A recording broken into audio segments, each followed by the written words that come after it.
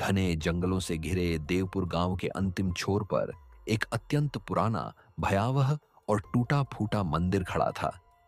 सदियों से कोई भी ग्रामीण उस मंदिर के पास जाने की हिम्मत नहीं करता था। गांव में यह विश्वास गहराई से बैठ चुका था कि वहां ऐसी सत्ता बसती है जो न केवल जीवित को निगल लेती है, बल्कि उसके अस्तित्व को भी मिटा देती है। मैं हूं आपका दोस्त हॉरर मिस्टर एक्स। चलिए कहानी को आगे बढ़ते हैं। गांव के बुजुर्ग बताते थे कि मंदिर हजारों वर्ष पुराना है।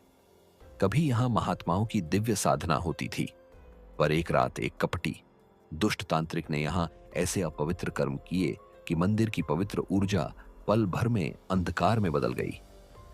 तभी से अजीब घटनाएं होने लगीं।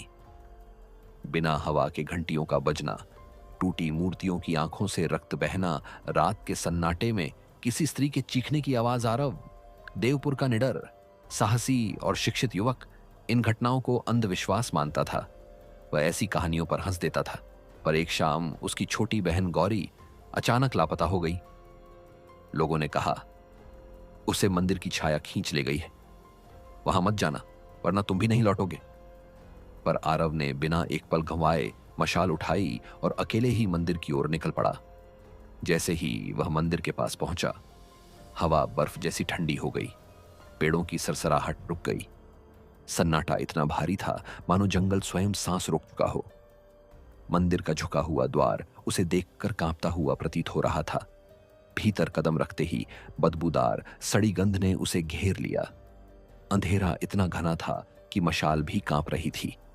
अंदर प्रवेश करते ही उसने देखा, फर्श पर अजीब काले मंत्रों के चिन्ह, कुछ पर सूखा हुआ रक्त और गर्भगृह में पड़ी टूटी मूर्ति जिसकी आंखें मानो जीवित हों और आरव को घूर रही हों।